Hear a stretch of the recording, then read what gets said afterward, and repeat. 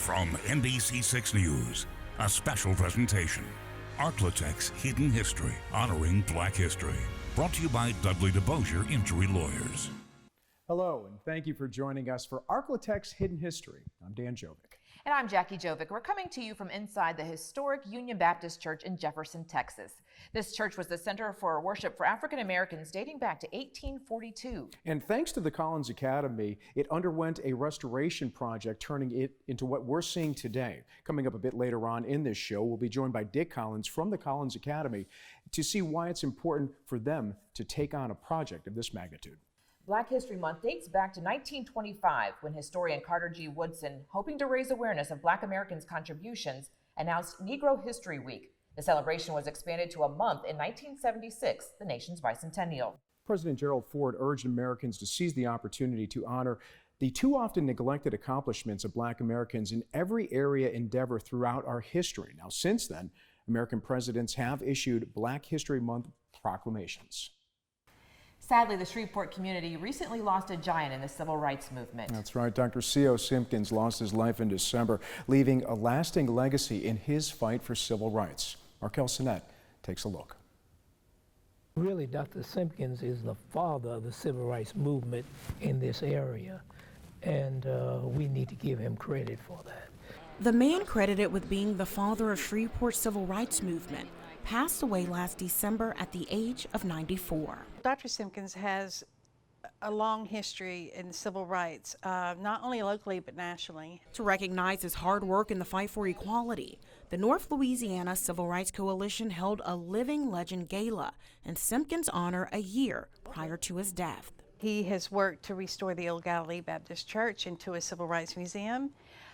He was instrumental in keeping it from being destroyed in the 80s. So that's always been a vision of his. That church played a huge role in the civil rights movement. In 1958, Dr. Simpkins brought Dr. Martin Luther King Jr. there to help with voter registration efforts.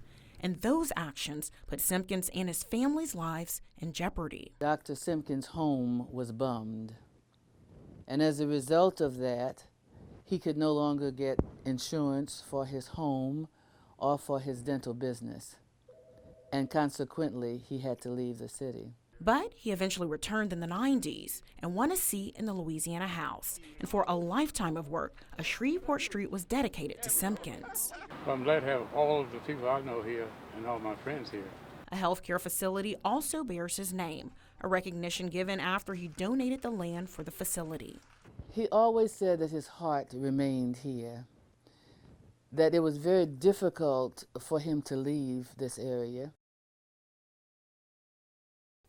Dr. Simpkins was there the day Dr. Martin Luther King Jr. gathered in mid-August of 1958 at the old Galilee Baptist Church, fighting for civil rights. Our Jeanne Francine got an exclusive look inside the church. She joins us now, sharing a look at what's being done to restore the facility.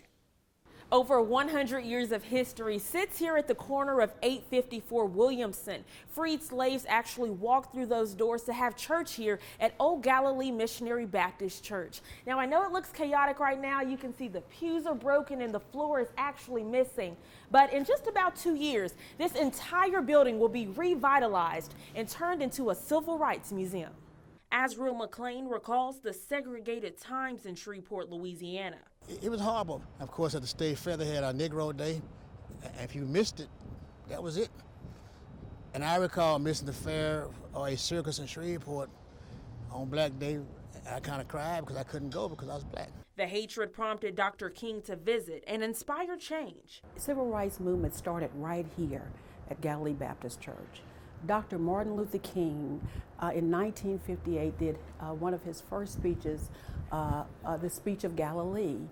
It was one of the first recorded audio speeches that he had done. History was made that day, but unfortunately was not preserved. The property was vacated in 1975, almost 43 years ago.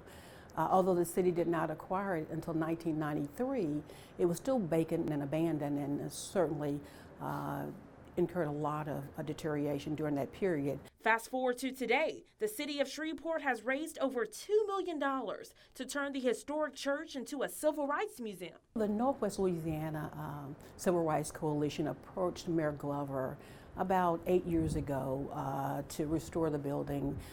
They wanted to preserve the historic significance of this building and what it meant to this community. It will take $3 to $5 million for the entire project to be complete. We plan to apply for historic tax credits, capital outlay dollars, and other funding to ensure that we have sufficient funds to make this a viable structure for our community. I'm Jeanne Francine reporting.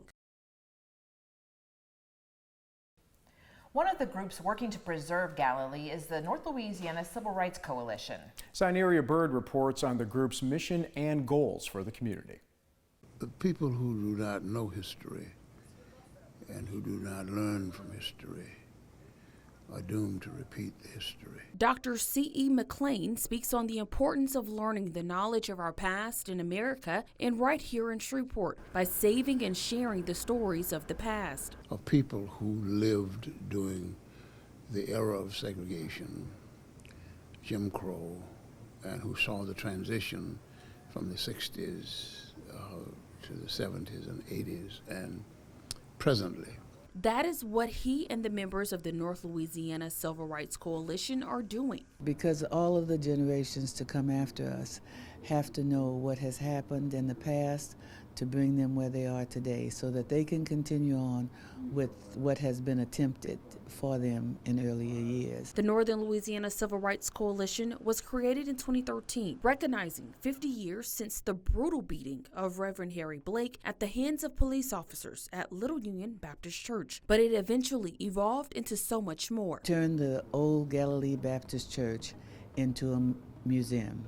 And so from that day forward, we started planning to do that. And as a result of that, the North Louisiana Civil Rights Organization was founded. The organization not only preserves the history of Shreveport through artifacts, newspapers, but through oral history. Yeah, it was terrible. Walking down the street, I was just walking. And by the time they drove off, there wasn't nobody standing there for me. And so this is about getting pieces of stories that were left out, that were unexplored, in some instances that were strategically oppressed. Stories they hope will be shared with many generations to come. Signeria Bird, NBC 6 News. We are joined now by Dick Collins from Collins Academy. He's going to give us a little bit of history on Union Missionary Baptist Church. Thank you so much for being with us. Thank you so much, Jackie. It's great to have you all here in East Texas. Tell us a little bit about the background of this church. The church was founded, the land was given to slaves in 1842, and a church was built in 1847. It's called the African Church. That church burned during Reconstruction, and this building itself was built in 1883 and operated as a church really until about 2005. At that point, most of the congregation had moved elsewhere in the country, and so we were working with Pensy Floyd and the Floyd Jackson family to try to restore the church. And then Pensy died, and so the Jackson family and the Floyd Jackson family gave the church to the Today Foundation, which operates Collins Academy. And so we started the restoration project here. And it took 3 years, and we did it with our team here from Jefferson and East Texas. And Dick, no different than many historical sites, you guys were painstaking in trying to save as many historical artifacts as possible, and you've done a great job of that here. Well, thank you so much. We did an archaeological dig around the church to see if there was any original glass. We found a lot of original glass, but no colored glass, surprisingly. We thought there might have been some stained glass of some kind. But we found old nails, and we found the remains of the original African church that was burned in 1868. So we tried to, inside the church itself, had been covered with plastic over the years, and that saved a lot of the interior. And so most of the interior here in the church is original from 1883. Most of the exterior is not. And only in the front can you see the original wood, and that wood is deteriorated pretty badly. Now you get that true sense when you do come inside the building. That's true. As soon as you walk in, you feel like you're stepping back in time. So tell us what you want people to experience when they get here. Well, you want to have an experience, a spiritual experience of the importance of the history of this church and this building and what it meant to East Texas and Louisiana, and what the founders of this church wanted it to be. This was a spiritual, the spiritual headquarters for a lot of the African American community and white people in this area, and so we want that church to continue as a living history museum. So we've used it for plays, we used it for concerts, we're going to use it for spiritual purposes, for selected selected times when a preacher wants to use it. And so we're going to continue to operate it as it was in the beginning, as the original founders wanted it to be. And no area in this church reflects that more maybe than the baptismal area here, still authentic. The baptismal was in an inconvenient location, but we had to save it because it's such an important part of the history of the church. So the baptismal probably dates back to 1940 when it was built, and so we were able to save it and restore it. And so my grandchildren were there; they were ready to go swimming in it. And so we're not going to use it for that. We haven't had any offers for a baptismal yet, and we probably do it if they come to me. It's okay with me. Some of the people down here may not want to have to clean out the water and all that kind of stuff, the maintenance. So we'll do the best we can. Well, you have done a wonderful job, and thank you very much for sharing the history with us. Thank you so much for being here. And we'll be right back.